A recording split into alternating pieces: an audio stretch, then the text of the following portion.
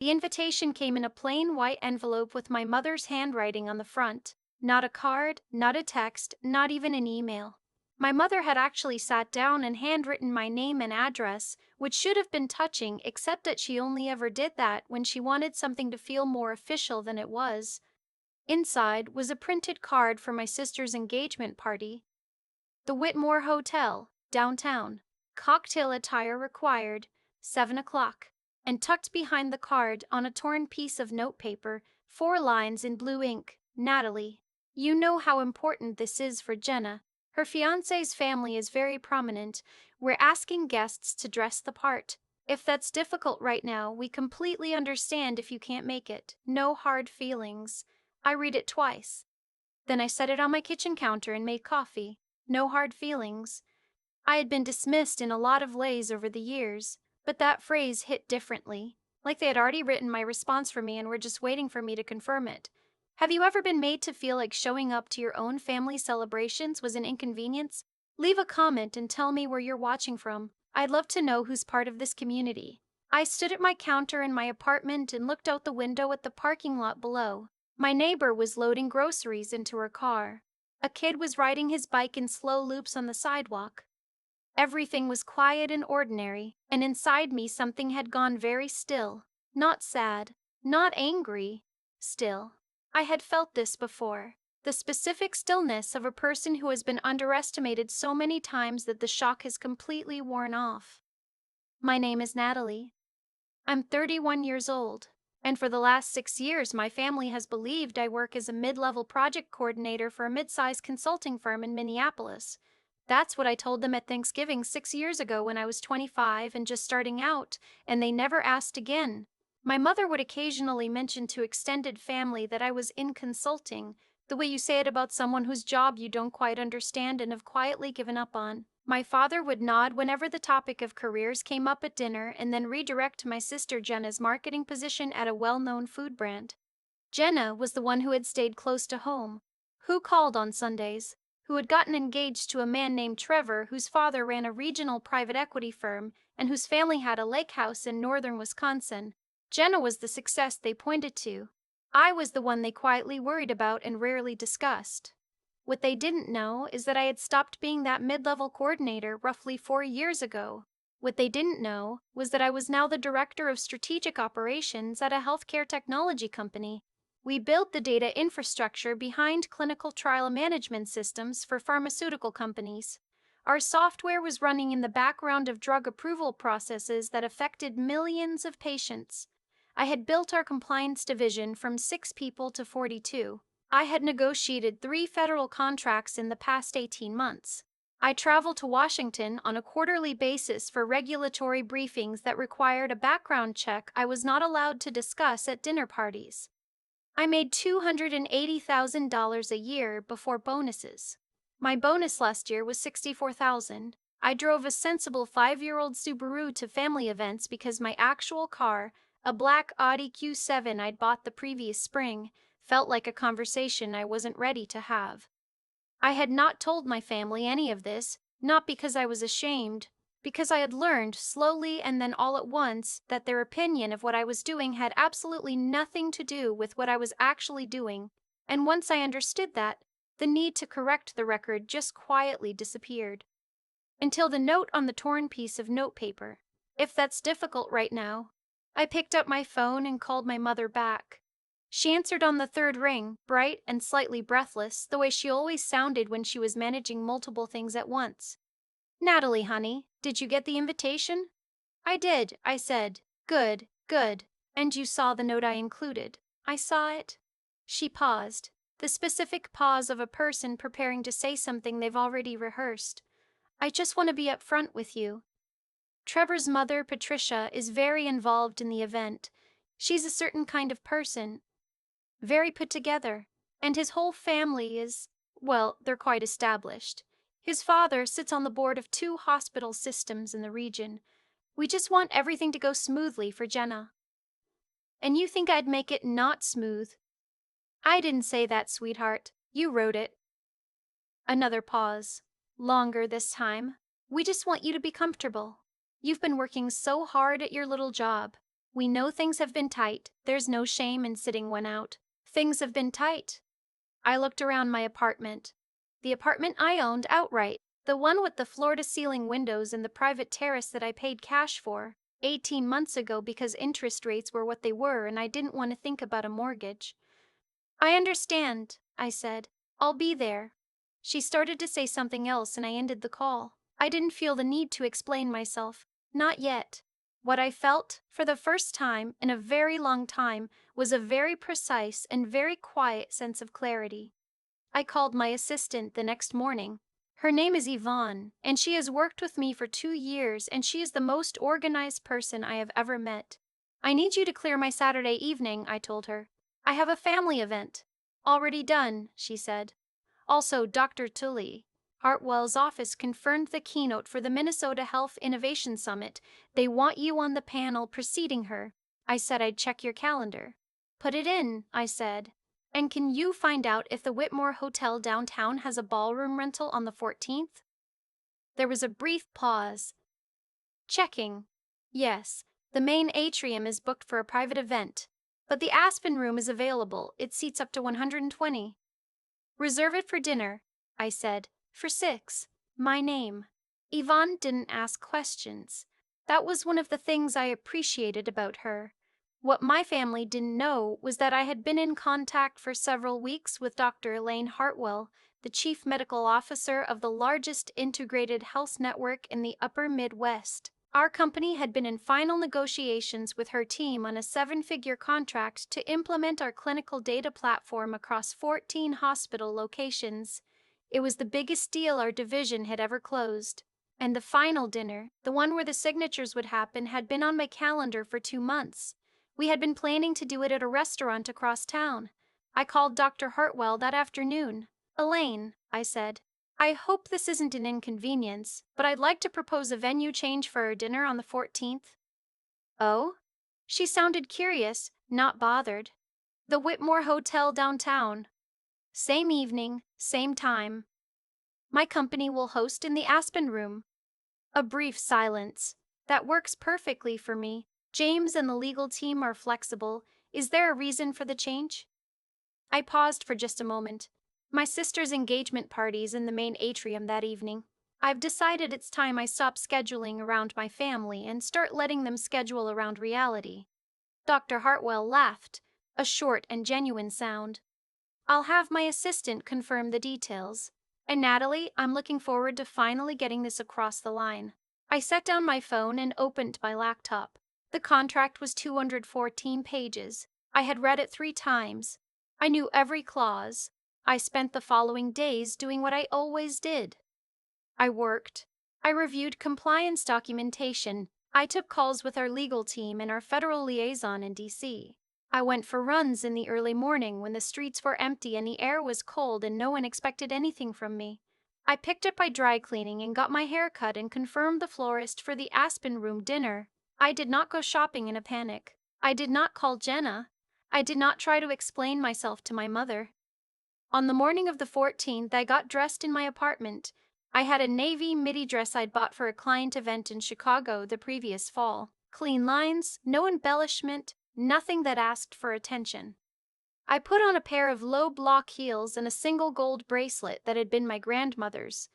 I looked in the mirror for about 4 seconds and then went to make coffee. Jenna texted me at noon. It was a photo of her in her outfit for the evening, a rose gold satin slip dress with strappy heels.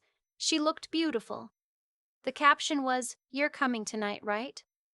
Mom said maybe not. I typed back, "I'll be there." She sent a confetti emoji. Then, just so you know, Trevor's mom is kind of intense. Don't let her bother you. I didn't respond to that. I arrived at the Whitmore at 6:45. I gave my name to the valet, walked through the lobby, and went directly to the Aspen Room, where Yvonne had arranged a table set for 6 with white linen and low floral centerpieces. Dr. Hartwell and her team arrived at 7.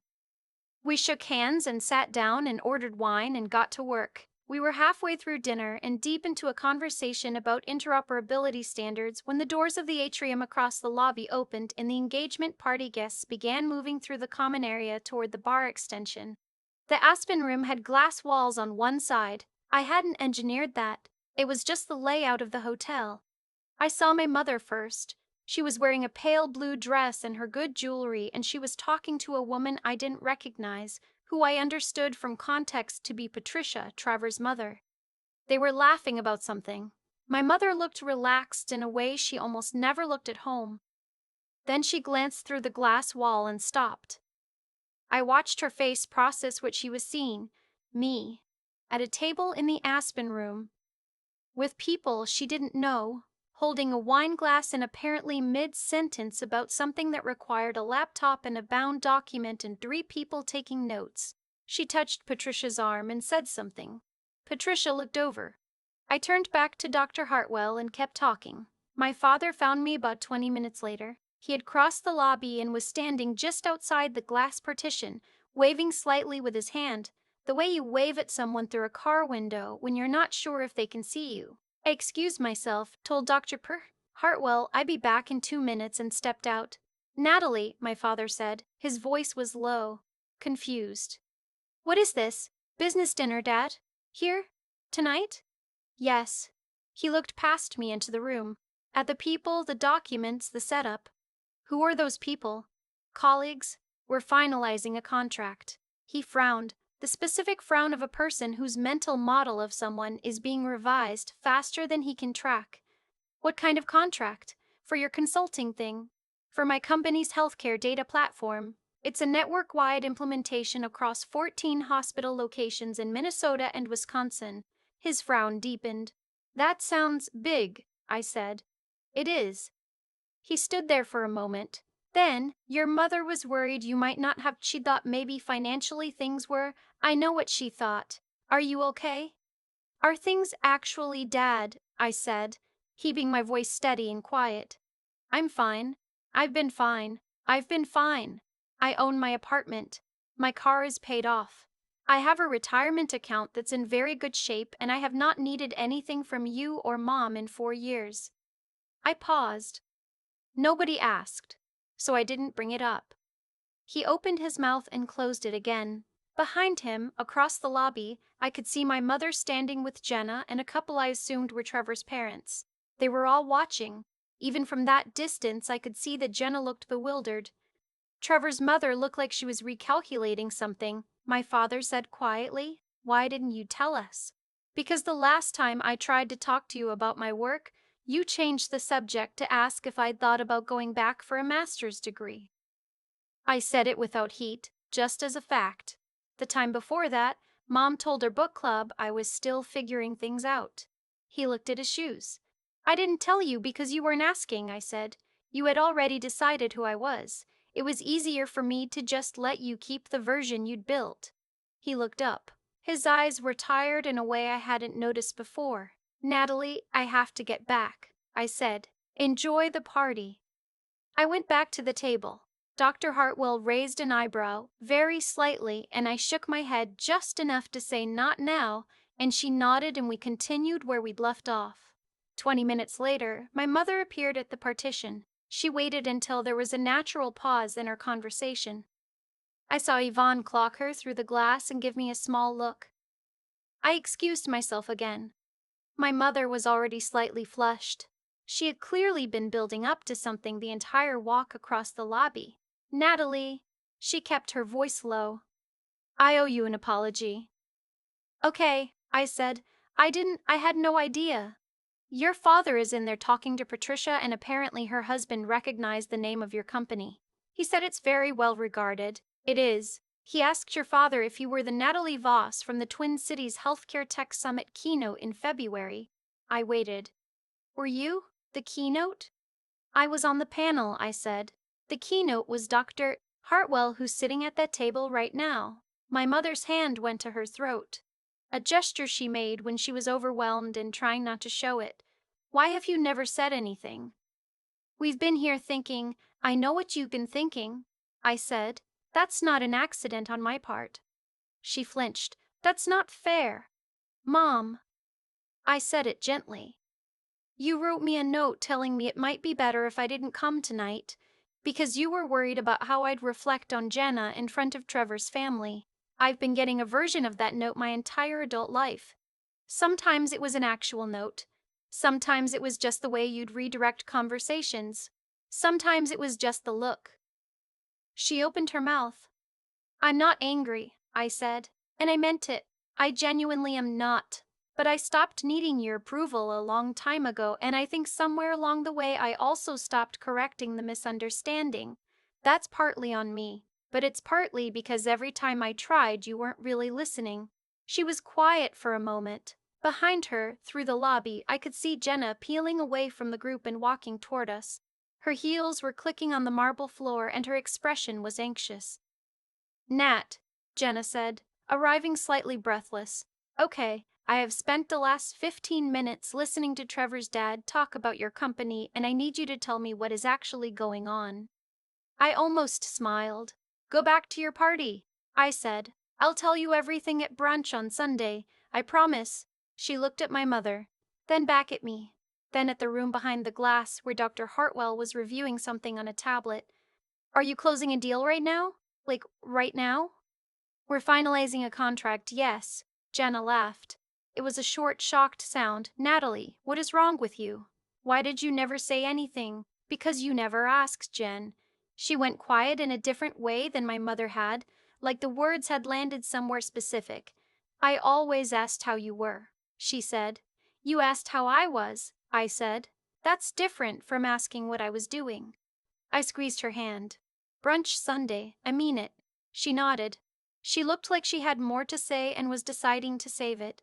She hugged me quickly and went back. My mother hadn't moved. Go enjoy the party, I told her. Jenna looks beautiful. Trevor seems good. Let tonight be good. And what about us? She asked.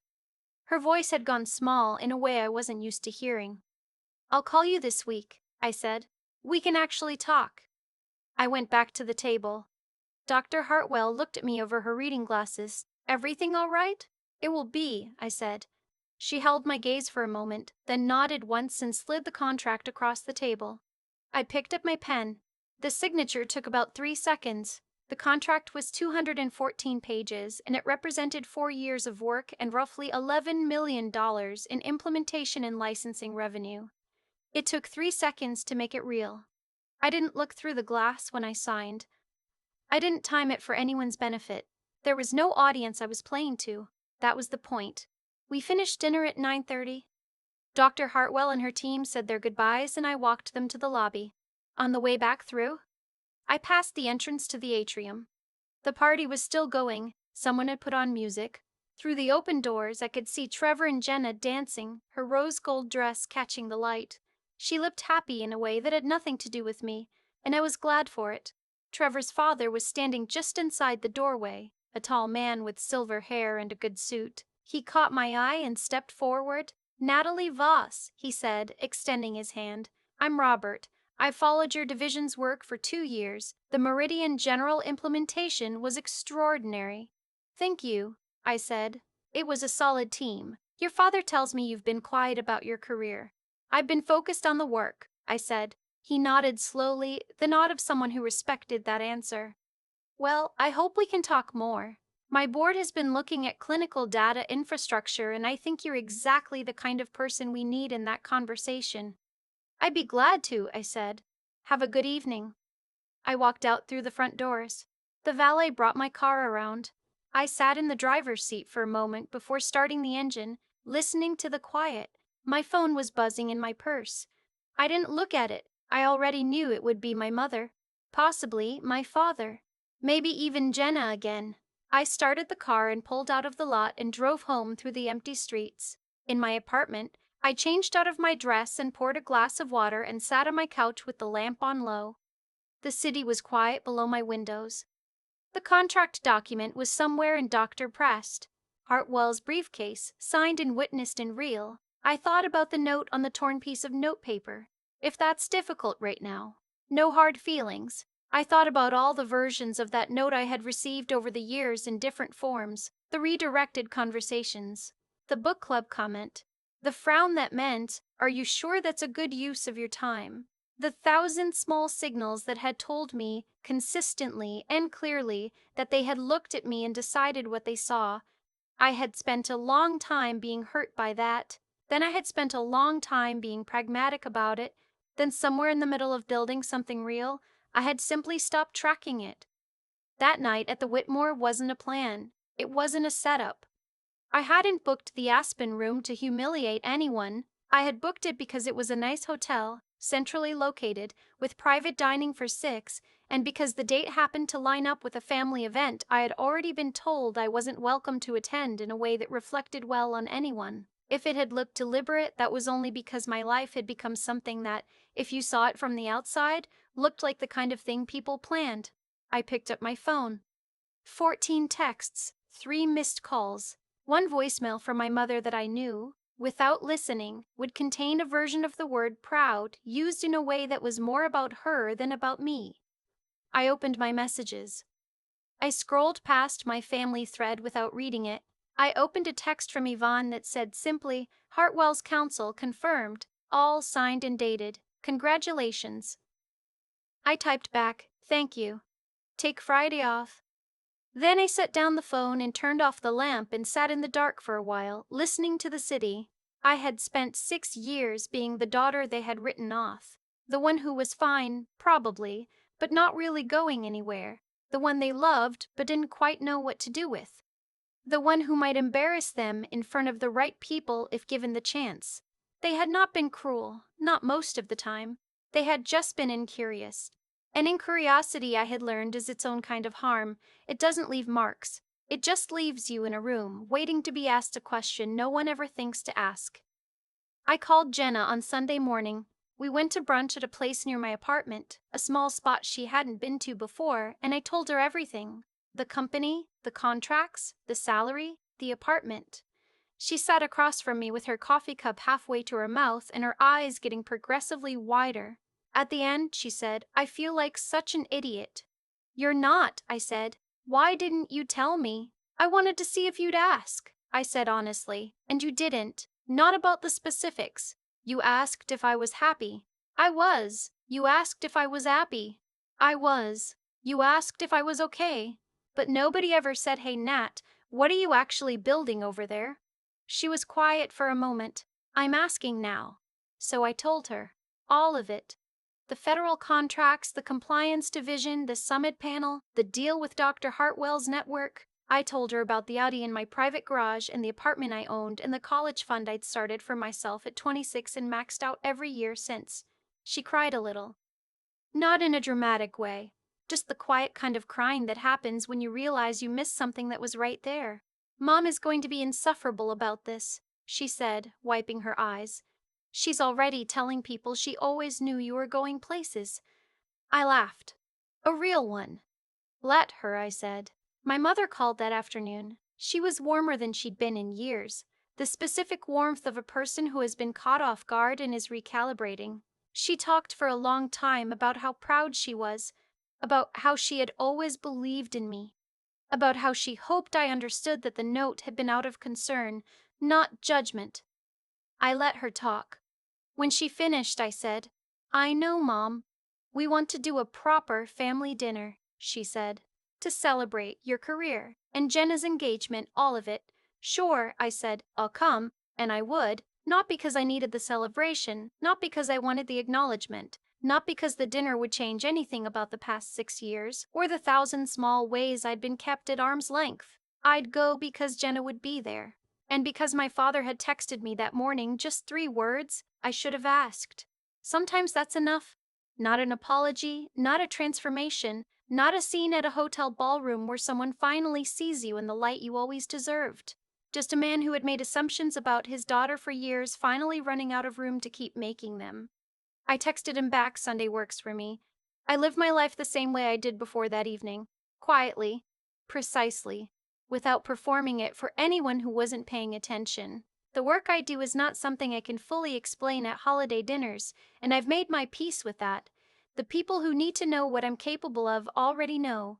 The people who matter are the ones still figuring it out, and sometimes, without trying, without planning, without even meaning to, the world arranges itself so that the 2 groups are in the same room at the same time. The best thing I ever did was stop trying to close that gap on their timeline. When I was ready, the room got quiet enough for everyone to hear. I've thought a lot about that note on the torn piece of notepaper. 4 lines. Blue ink. My mother's handwriting. What strikes me now isn't the cruelty of it, because I don't think she meant it as cruelty. She meant it as management. She was managing the situation, managing the image, managing what Trevor's family would see and think, and to manage all of that, she needed to manage me. The problem was, she was managing a version of me that hadn't existed in years. That's the thing about being underestimated by people who love you. It doesn't usually come from malice, it comes from incuriosity. They looked at you once, at a specific moment when you were still becoming something, and they took a snapshot, and then they stopped looking. And the snapshot just sat there, getting older, while you kept moving. My mother stopped asking about my work when I was 25 and couldn't explain it in a single sentence. My father redirected the conversation every time I tried to bring it up. Jenna asked how I was, which I answered honestly, but she never asked what I was building, and I let that happen. I made a choice, somewhere along the way, to stop correcting the picture. That's on me. But here's what I've come to understand. Silence, when it comes from a place of clarity, is not the same as defeat. I wasn't silent because I was ashamed or because I didn't have the words.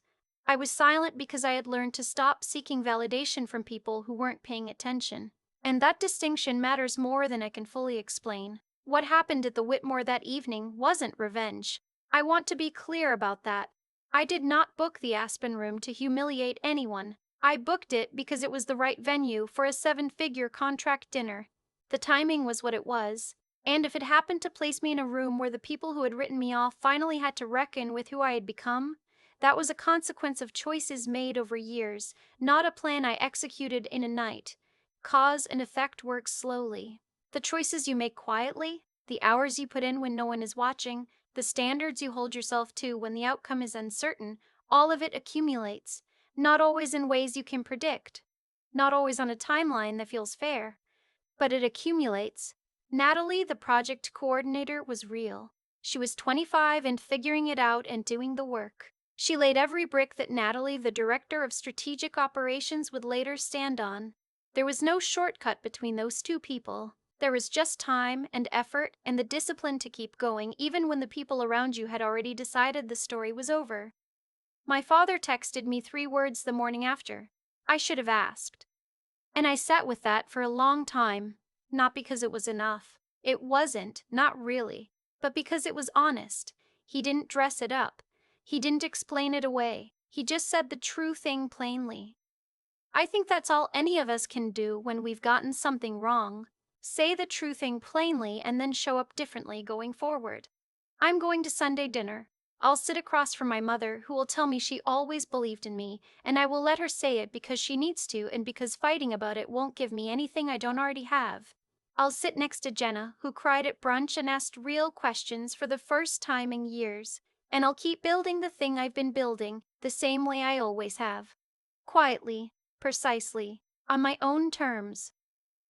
The room gets quiet enough eventually. You just have to decide that their noise was never the point.